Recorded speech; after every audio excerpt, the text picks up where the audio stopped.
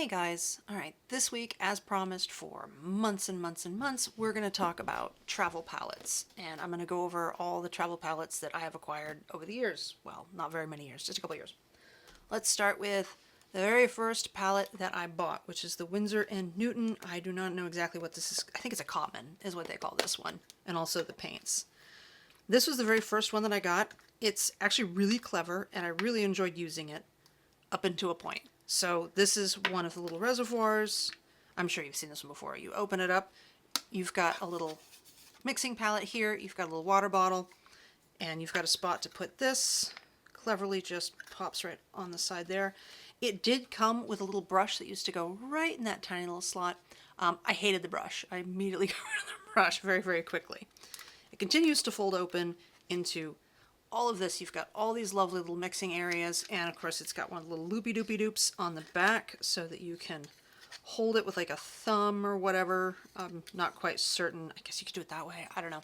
I've never really used the loop. Not once. I've never used the loop. So this is the very first palette that I ever bought for watercolor that I actually used. I had tried watercolors several times, and because I was trying to make them work like my acrylics, I was very, very frustrated with watercolors, and they really irritated me, and I would just stop using them because I couldn't really figure out how to use them. I know it sounds stupid. We used them as kids, but they were just nothing but frustration for me because I was expecting too much control. Once I learned to relax my control or use it in a different way. Basically, I found some urban sketching videos on YouTube, and they really showed me how you can use watercolors in a way that made sense to me, and I just kind of branched from there once I got a good grasp of using them more like a wash or markers than actual paints. So then I really got into watercolors. These are the original colors that came with the Cottman. There are some that I absolutely use and some I do not. So I like the Cottman a lot as a beginner's option for a watercolor palette. It makes a good travel palette too. Not the best, but we'll talk about that. It makes a really good starter palette, which is what I got this for. I got this because it's cheap. It was like $30, I think, for this, which is everything you need. It gives you a good range of colors in their student grade, and I actually really like these colors a lot. They're really solid colors. You can do a lot with these. I know professionals that still use the Cottman line of Winsor & Newton. It comes with the white, which I don't know if I've ever changed. Oh goodness, I'm actually upside down. This is usually how I do it. I honestly don't use this anymore. This is normally how I arrange it, and I keep this to the side. I did use this as a travel palette early on, and because we were in the bus at the time, this was my home palette as well. This was just my palette for everything. And then when I moved over to a different travel palette, then this became my home palette, which I used all the time. And you can actually see where I have refilled several of these. That one's a different color, and I don't know why. I think that's a yellow ochre instead. Recoloring. I keep refilling them. There are some of these colors that I use, like the purple is the original purple. These browns, I have never refilled these browns. I've never refilled the white. I almost never use this color of red. So this is a great palette to give you a bunch of different color options and kind of figure out what you actually like to use so that you're not wasting a bunch of money on getting a bunch of colors that other people tell you to get. It gives you a good basis. So this is what I started out using. Oh my God, does this still have water in it? Oh, I need to empty that. So it comes with its own water container, which is really nice, and all these little things. But it's not the greatest for using with one hand or on your lap. I never learned to use it like this because I use my left hand often to hold things down. But I still use it. It's still a great thing if I'm going to travel somewhere for like a couple of weeks or like a week or something. I would take this just to have a hotel or, you know, have a little palette where I'm staying probably. I really still enjoy this. I don't hate it. But that was my first one. And while I was in the mood to explore, I went ahead and picked up this one off of Amazon. I can't really tell you much of anything about this one, honestly. It's Amazon, you never know. It's a very, very common travel palette design. I like it overall, but I wasn't, like, I like the metal. The metal's really nice. One of the big issues with this palette, I really should stop closing it up, is the fact that no matter how well I clean it, you still get little bits of color stuck to it. There's little tiny bits of yellow in here. Like, it'll just slowly get discolored because it's plastic. You can actually take an eraser and erase a lot of the ink off of it, which is really cool. But that is a problem. The wells aren't particularly deep, except for this one. This is my primary well. They're not terribly deep. They don't have a lot of division. You really only have 3, so you're going to have to try to put colors in corners. I have a habit of doing a lot of washes with a lot of different tonal depths. Like I'll do a light blue and a dark blue and then like a greeny blue. And so I have a lot of little areas that I want to use, and this has a tendency to run into each other. So that's a big problem with this one. So I got this palette mostly because I like the pretty metallic colors. I almost never use it. I never use it. I never do. So these are kind of the first 2. I use the crap out of this one. I almost never use this one. And as I said, I hated this little brush. So this is the second thing that I bought for brushes. These are little travel brushes, and they're pretty decent. Again, just a random, I don't even know who made this. I can't read this. I don't know. I think I got it on Amazon as well. I get everything on Amazon. These are really cool. This is a basic travel brush design. Fumui? I don't even know. This is a very basic travel brush design. It's really nice. I like it. This is a great thing. Like, again, if you're going to go traveling for a long period of time, like if you're going to go RVing somewhere, if you're going to go travel Europe or something like that, these are a really nice option because they are very compact. And you do have some big ones and little ones. Like here's the monster one when you really need to wet something, a large area, or you need to put down a lot of color. Then you've got the big fatty, which is great. The handle length is really nice. It gives you a lot of room to work, lots of different lengths depending on where you like to hold it. And once you get this, I have the water right here. Haha!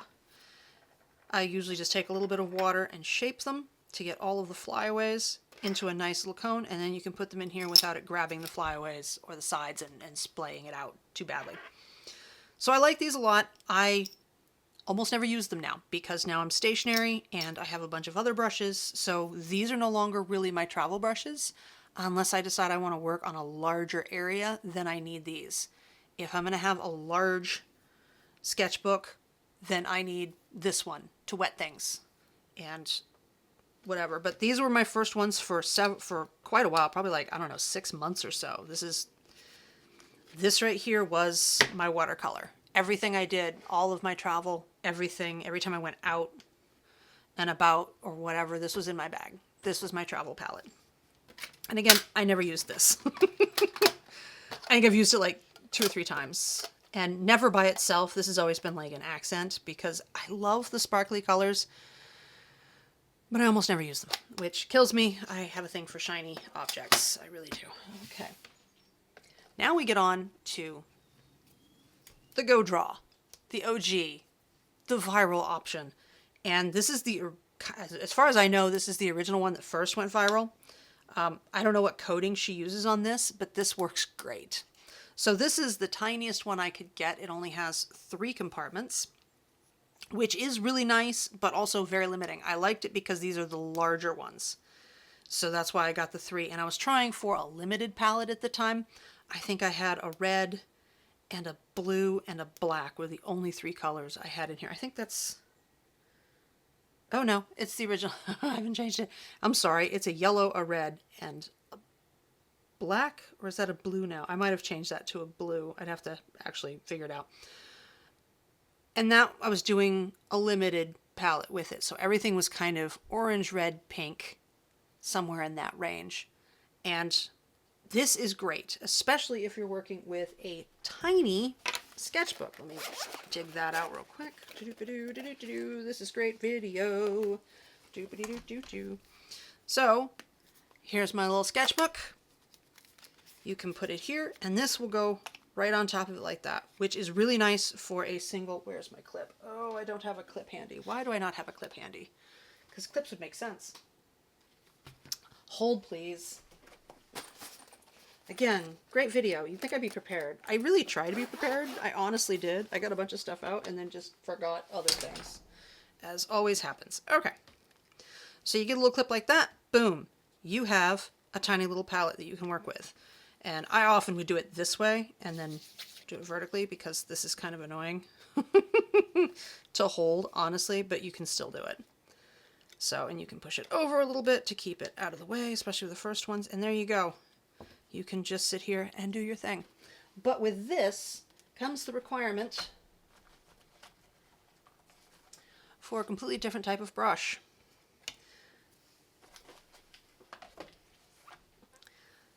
This is where this guy comes in, and I love this. This is the first one I bought, and I think I got a pack of like 2 or 3 or whatever.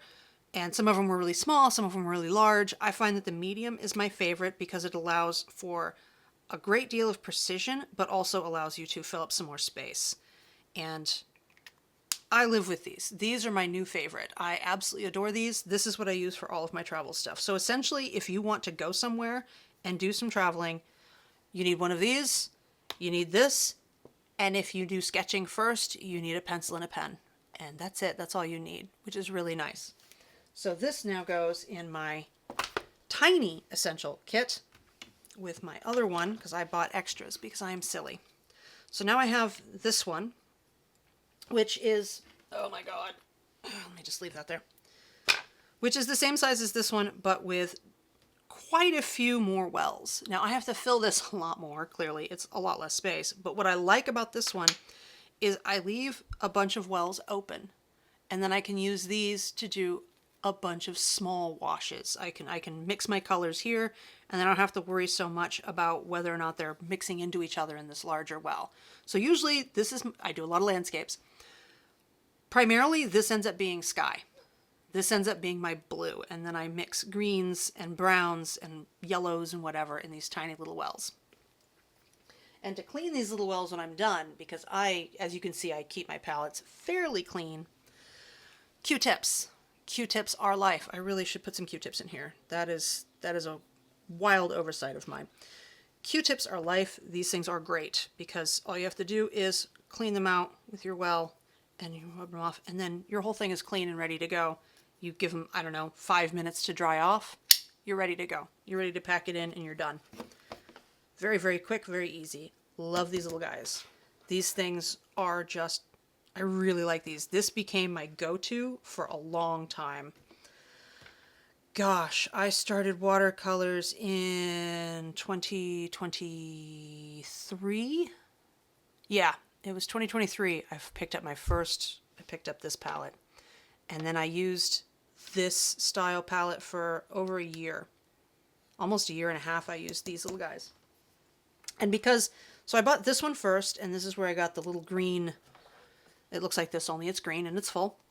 That's where I got that. It was just this and the little palette, or the little sketchbook. And then I bought more of them.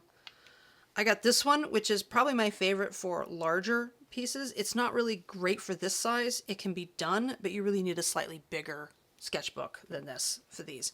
But again, it gives me a lot more colors, and I have my mixing area, or my little mixing wells here, and then also my big mixing well. And clearly, I need to refill some wells. They're getting a little low.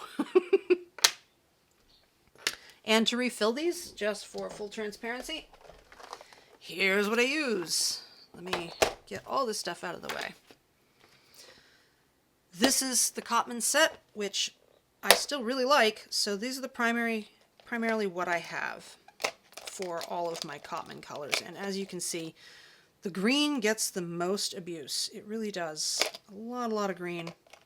I mostly use Payne's Gray in these. I have black in this one. And in one of my larger ones, I think I have a black. But Payne's Gray is mostly what I use on the road because that gives me a blue to work with. Kind of a blue-gray. So these are the colors when these get low, which these are. Clearly need new sap green. I just fill them back up, let them sit out for like a day, and then they're dry and we're ready to go. Word of caution, and I learned this the hard way. I also got this one, which allowed me to have one of every color just for the sake of having it. Because again, I was still on the road at the time and I wanted to have the option of having all of the colors available. These guys right here, beautiful colors. Was it Snellier? Beautiful colors. I really like them. They have a tendency to separate from their binder quite often. And as you can see, like you can probably see this is a little stick. Well, if I can get it under the camera, you can kind of see that these are a little stickier. These three colors here are a little stickier and a little less dried looking than some of the others. Like this is legit still sticky. Like it's been in here for like a year and it's still sticky. It never dries completely. These are a bad choice for one of these guys. I just had to clean it up, but it has a tendency to weep along the edges, so that's a downside. So I learned that the hard way. Do not use the Sennelier in these little guys. It does not work out well at all. Do not recommend. Yeah, I also do have a gouache that I use for my white in some of these, because I much prefer the white gouache to a white watercolor, just because sometimes I want that opacity when I'm doing my color mixes. So that's all I do, is I just top them off, no big deal. Oh, let's clean up some of this before I get too hard on myself. So these I really love. You can still get these. I'll leave a link in the description for GoDraw for her store. I believe she's Russian, maybe Ukrainian, but I think Russian is what I got out of it. So it can, but she usually has some in her American warehouse so that she can ship those out fairly quickly, but sometimes you're getting them from Russia. Just FYI. But she makes the best ones, I think. I really like hers. It's something to do with the resin. I think she uses resin here. It does not stain. It does not stain at all. And once again, you get this little guy, you just clean it out when you're done, and it's super clean. Like I've been using this one for ages, and there's no scratching in here, no discoloration. It looks like I just got it yesterday. These things are great. I really, really love these. So the next travel palette that I bought is I started working on these, which are from Beam Paints, which is a Native American, or indigenous actually, because they're Canadian, indigenous tribe or family, tribal family that makes these professional grade handmade watercolors. No plastic at all in anything that they're doing. It's all canvas and paper, and they have these little pebbles, is what they call them, watercolor pebbles, which are about half pans. These are really cool. They're a little different. They're a little different because they're handmade and all natural, like honey is a binder and things like that, and they use natural pigments from rocks and stuff. Some of these have, like all the sparkly ones, those are all made from mica, hand ground mica. Like it's crazy what they do. Not the cheapest paints I've ever bought, let me tell you. There's a learning curve to these, but I like this one. This is another one of those palettes that I would take with me to go traveling for more than a couple of days, so that at the end of the day I could sit down and work on these. Although they will work with one of these, but mixing is a little trickier. With this one, you're not really mixing anything unless you take one of these. Oh, there's water in there. Oh God, there's water in there. I forgot there was water in there. Truly professional grade YouTube videos here. I put a little water in here to clean up one of the palettes. This one, the sticky one, the Sennelier stickiness. Because every time I open that thing, it's sticky everywhere and it drives me bonkers. So some of you might recognize this from my Etcher mystery box that I got. This is a really actually excellent palette and works amazingly well with this. I kind of wish it would fit in here, but it don't. But if I'm going to travel and I don't need the really tiny one, like if I'm going to take a car trip or something and we're just going to drive somewhere and I don't have to carry it with me all the time, this is a nice combination. These are very interesting colors. At some point I'll have to do a review on the colors for these. They're a little bit different. The opacities vary, the pigmentation varies a little bit, how they react to water varies. It's wildness here. It's just the wild, wild west of paints, and they're really fun to work with, but they're different. So for this, I would have this kind of setup if I were going to go out with these paints, which means you need something with this, but I'll get to that later. So that's where I use that. So that's technically can be a travel palette, but it can also be a desk palette, which I use it kind of interchangeably depending, but still this is my go-to for that. Last but not least, we have the palette I got most recently. And by that I mean probably 6 months ago. I would say, oh yeah, probably 6 or 7 months ago. It was this year. It was early this year. I saw somebody use this on YouTube, and ooh, I have not cleaned it since the last time I went out with it, clearly. I need to clean my palette. Oh, I am a bad, bad kitty. This is what I'm using currently. This is Art Toolkit? Art Toolkit. Yes, it is. The Pocket Palette. And I like this one a lot. I like it because these are pans, and this does, they have some pre-made sets that come with a certain number of these pans, and then they have an option where you can buy this and then buy these little guys separately. And that's the route I took because I want flexibility with these. These are all ferrous, and then they have a magnet on the bottom of this. So this is magnetized in. Do not fall out. Doesn't really go anywhere when you're mixing and stuff, and you can tilt it and whatever, and it doesn't go anywhere. So I love this. I love its low profile look. It's particularly thin, but offers a lot of options. And these are their half pans, I believe. They have the tinier ones, which are these little guys, which hold the colors I don't use as often, which would be the two browns. I think that's a straight up, no, that's another brown. Okay, sorry. This is a pink. This is my white gouache, a brown, and another brown. I think this is a sienna, and this is an umber. And then I've got my basic colors here, my red, my two yellows, a lemon yellow, and my ochre, two different colors of green, a blue, and my Payne's gray. And then these four here are my main mixing trays. And also you can mix up here, which is great for smaller colors when you just need to add like a little bit of water and just real quick.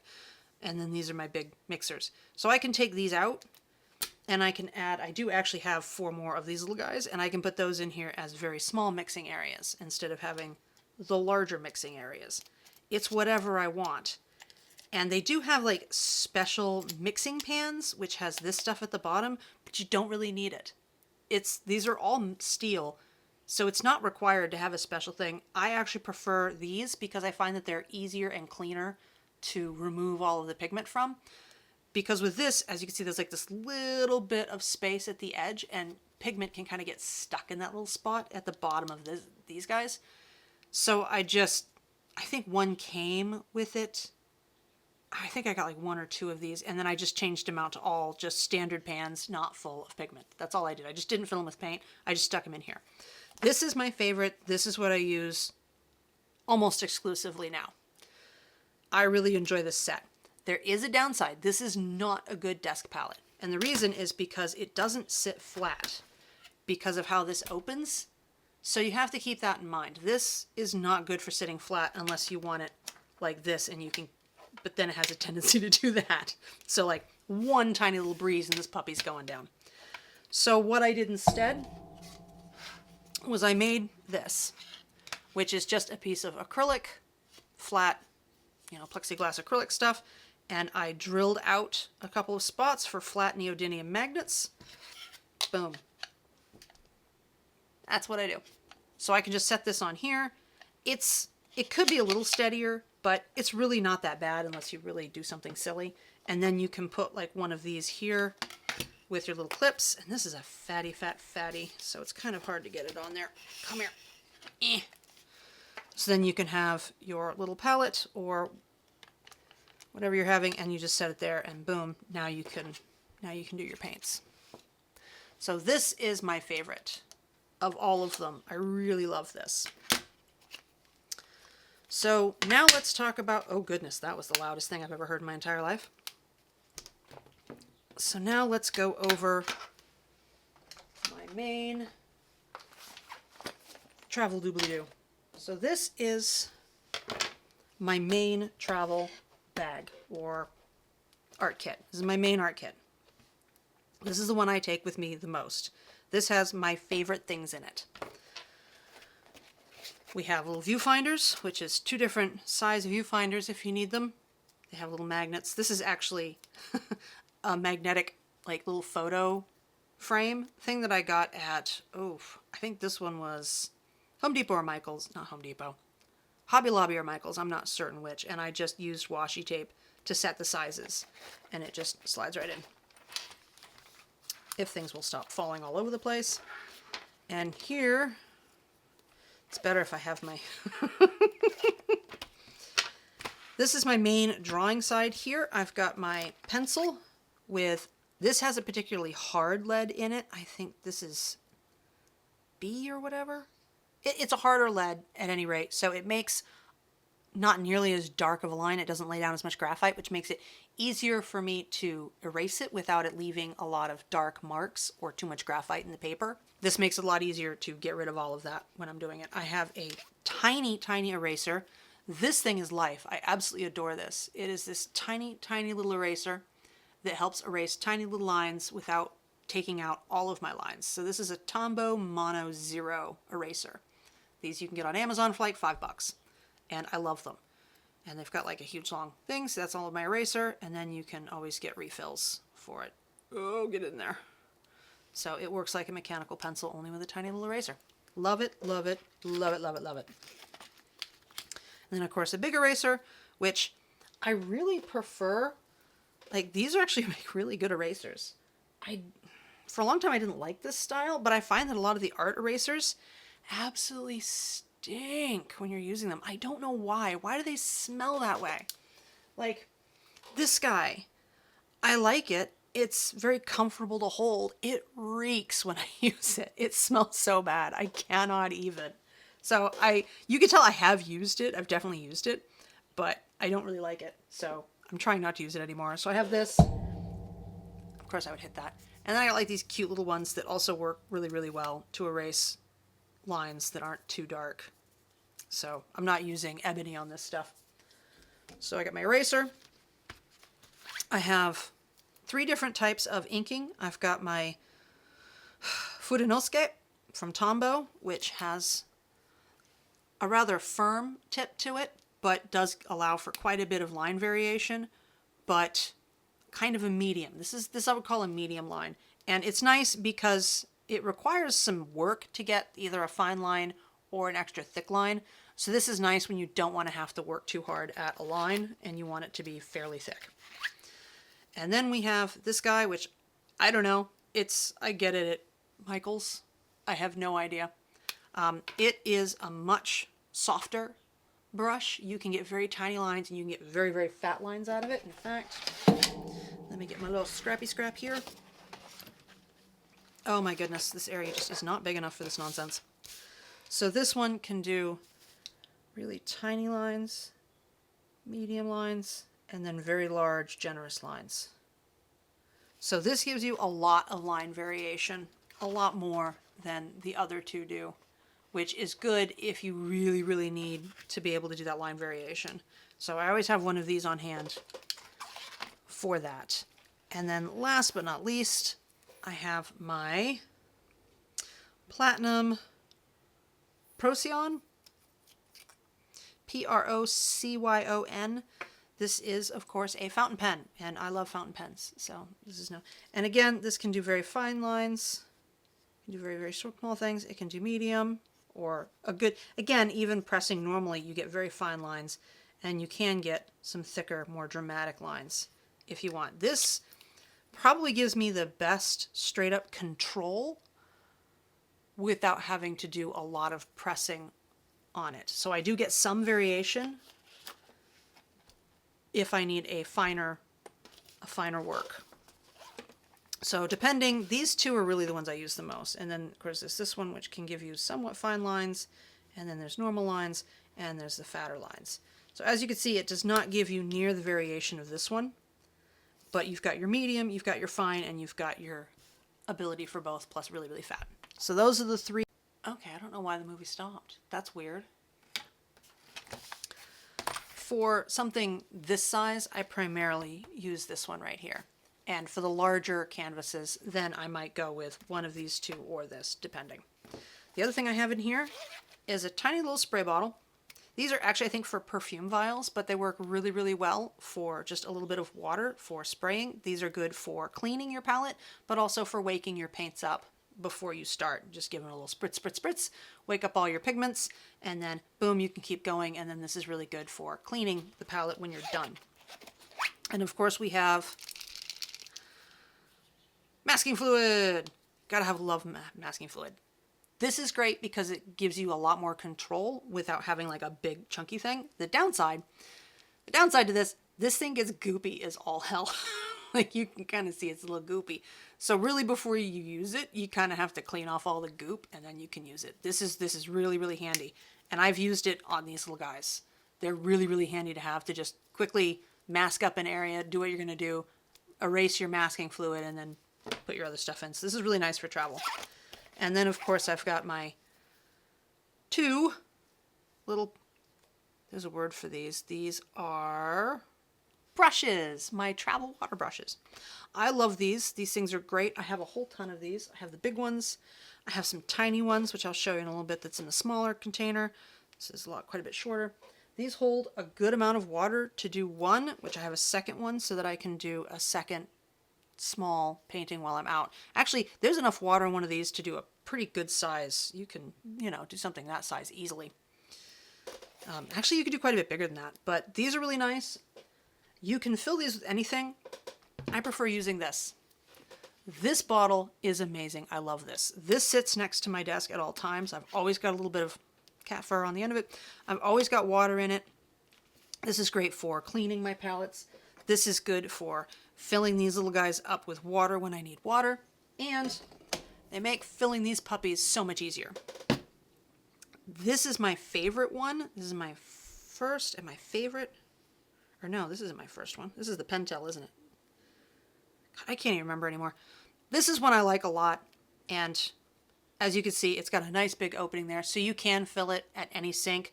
But this thing makes it really easy. You can just stick that right in and fill it up. So it makes life a lot easier to use. Oh, this one's got reverse threads, which throws me every time. The tricky thing with these is the size of this almost doesn't matter for whether or not it's going to give you a fine line and a lot of control or not. Like they have these in the big, they have these in small. I prefer the medium, but the small won't necessarily give you a finer point, and the large won't necessarily not give you a fine point. It's kind of wild. You kind of have to try each one individually. Okay, yeah, this is my favorite, as you can see with all the water, because it has a very, very fine point. You're probably not going to be able to see that. I don't know. But that gives you a very, very fine point, which I really enjoy.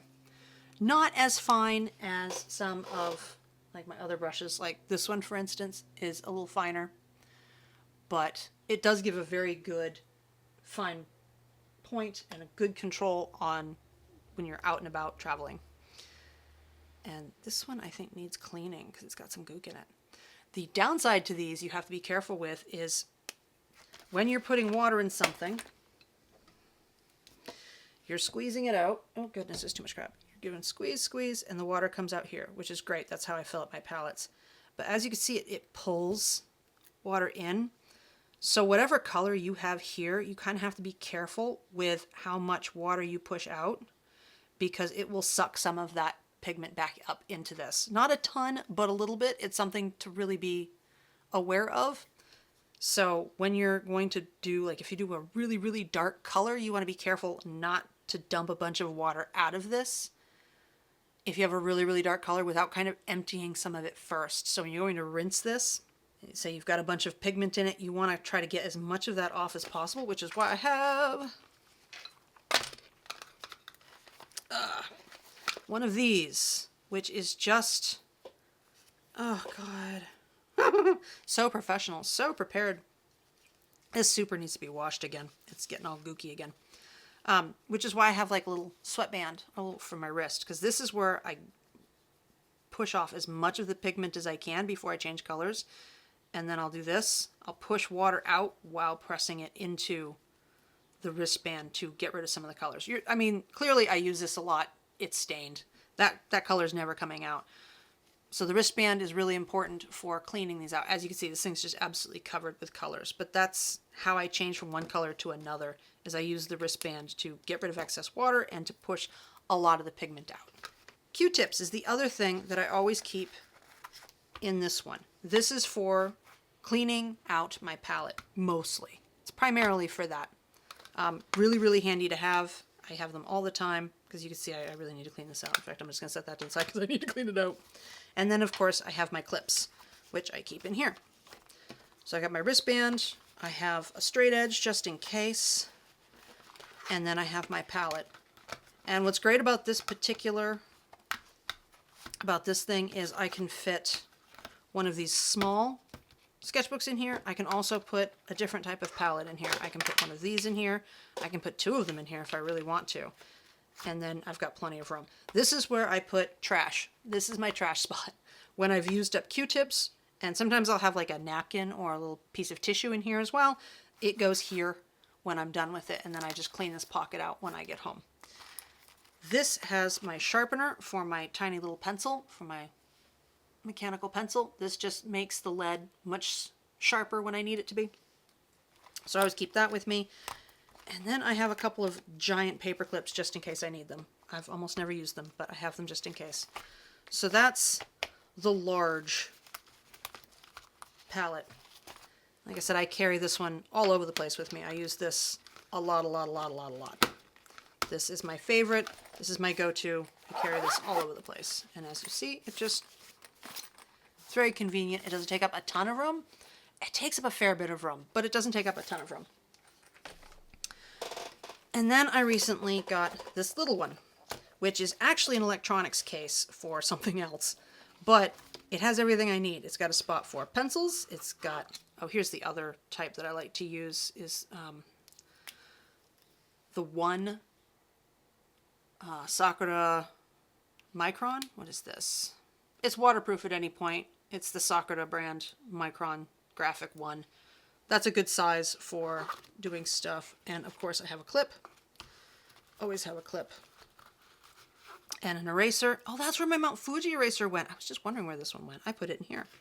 So you always have to have an eraser. And then I've got my tiny little palette. Boom! Isn't it adorable? So that's the one I like in there. Of course I've got my sweatband for cleaning. And then boom, I can do a small palette. Oh, and here's where I've got my tiny little brushes. Same concept as the other one, it's just a lot shorter, so it fits in a much shorter case. And again, I like having two, that way I know I've got plenty of water. I do not have a little spray bottle in this one. I could put one in here, I do have a lot. So I'll probably put one of those in here at some point too, just to have a little spray bottle to activate my watercolors. And it also really needs Q-tips, which I need to put like over here. So I need to remind myself to add Q-tips to this bundle, because that's the only way to keep this thing clean. So this one is good if I don't want to take up nearly as much space as this one, because it's almost half the size, especially considering I have to add another sketchbook on top of this, which would make this quite a bit bigger, whereas this has the sketchbook in it already. So this is all self-contained, perfect for a small bag, for a quick time going out, like just going to dinner or whatever. I can grab this one and go. This one's definitely for larger sketchbooks, for when I go like on a museum trip and I want to do a study of a piece of art, then I would take the larger one. Like when we are going to go to New York this weekend for an exhibition by Frank Cho, I'm going to take this one. This is going to be the one I take with me because we're going to be gone for we're going to be in New York for 2 solid days, and I'm going to take a slightly larger sketchbook with me. So this is going to be the one I take. These are the palettes that I currently have. These are my current travel palettes. As you can see there, I have my favorites. And then I have my second favorites. This is what I've used so far. Of the two, I would say the Art Toolkit is probably my top recommendation. It's a really, really, really good palette. It's got a lot of flexibility to it. It is not the cheapest palette here by a long shot. These are quite a bit cheaper, so if you're into this look and style and you want it to be a little bit cheaper than this one, this is a much better option if you want something small. I like this better than this. I like this better than most of the other. I don't like this style as much, but it's up to you. It's a very individual kind of thing. So really, you kind of have to try out what works. And I really have my eye on the new Etcher travel palette that came out this year. It's like a little clamshell that opens and you can move the little plastic trays. I really want to try that one. I might buy that one. Again, not one of the cheaper palettes by any means. Not as flexible as the toolkit, as the Art Toolkit one is. Not even close. Not as small as this. It's definitely one of the larger options. I like collecting stuff like that because I think it's cool and I would like to try it, but I don't think it's going to be as good as this or this. It seems like it's harder to attach to things, so I'll have to see what that looks like. Although there are magnets, so maybe I can use the magnets again. These are nice because it's just a clip. I'll put a link to all of these in the description when I do it, so you can kind of see what you're getting into. So I hope that was at all helpful. And if you have any questions, of course, let me know. And next time, I guess it might be a trip to New York, might be the next video. So, I don't know. I guess we'll find out. I'll see you guys then.